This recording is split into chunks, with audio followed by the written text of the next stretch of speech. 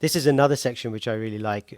Again, a reason why I chose the Bhagavad as a text to write this on. Um, you all know the Bhagavad Gita, which is Krishna's instructions to Arjuna. And after the war, the Mahabharata war, and the Gita was spoken, Krishna spoke his last teachings to his cousin called Uddhava. And that's called the Uddhava Gita, and it's far less well known than the Bhagavad Gita, of course. But it provides some incredible insights into what we mean by universal spirituality. And I'd like to just read you some examples from that. So Uddhava was Krishna's cousin and most trusted confidant. So this is page 40 for those of you who are following. It was to Uddhava that Krishna spoke his final teachings. This conversation, recorded in the Bhagavad, has become known as the Uddhava Gita. As part of that conversation, Uddhava asks Krishna for guidance for those who are on the path of self-realization. Krishna explains that we can first act as our own teachers by better understanding the nature of this world and our own limitations.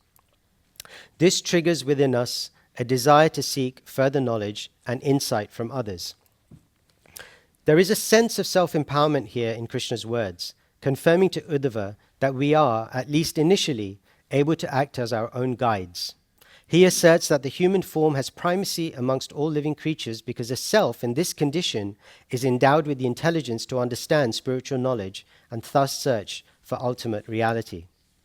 Krishna also says that those who are adept at observation and logic can raise their consciousness by their intelligence. This is not an insignificant point. It means that we can glimpse the eternal even without a prior faith.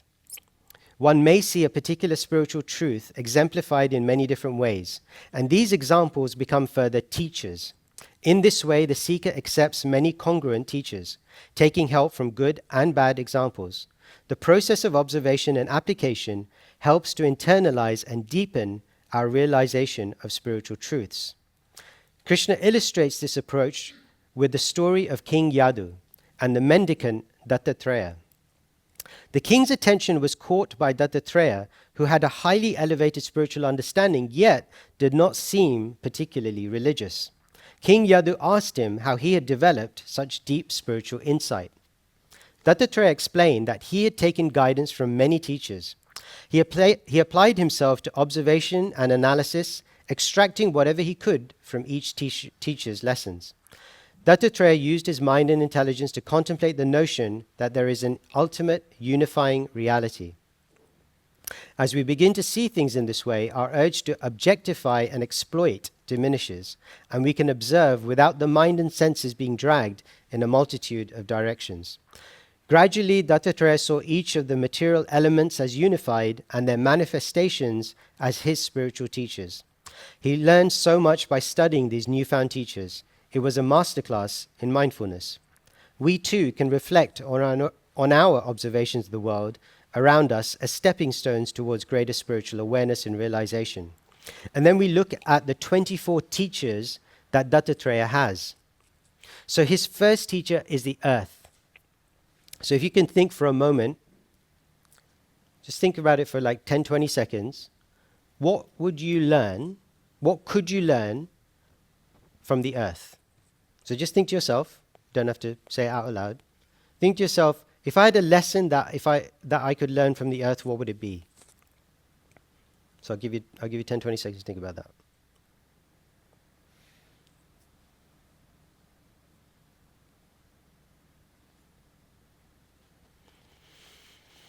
Okay, shall we hear what Dattatreya learned from the earth? From the earth, he learned tolerance. He learned that even when harassed by others, one should know that they are acting helplessly under their own habits and limitations, and so one should not become distracted from one's own path. And just as a law-abiding citizen doesn't exploit the property of another, we should try not to exploit the natural world. Tolerance. What can be more tolerant than the earth? The second teacher was the mountains. He actually grouped the mountains and the trees as his second group of teachers. So again, take 10 seconds. What do you take away as a learning from mountains and trees, or trees?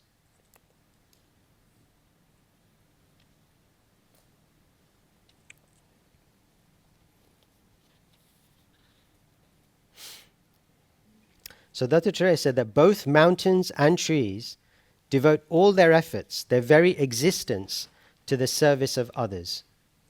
And from them, Dattatreya learned selflessness. And we'll do one more. There's 24, but we'll do one more. And it's the wind.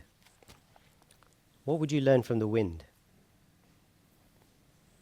Take a moment.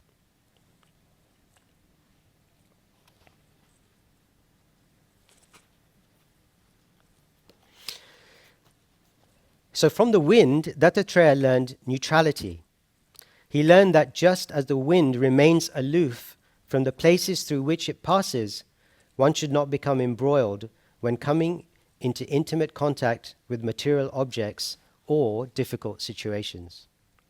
So it's not to say that those are the only lessons that you could learn from these elements, of course. But what it is to say is that from everything around us, the natural world, or from, and there are many other examples that are not, they're individuals and other persons, that we can learn something if we live our life consciously. So if we are awake in the moment, if we are conscious, then we can learn so many things. And this, at a surface level, can be seen as mindfulness, right? So mindfulness has become a popular idea in the world, but there's so many levels, beyond mindfulness. So mindfulness, as Dattatreya is explaining here, is the window into spiritual reality. It's the thing that gives you a glimpse of something beyond, and then what lies beyond is the depth of spirituality, which mindfulness brings you to the threshold of.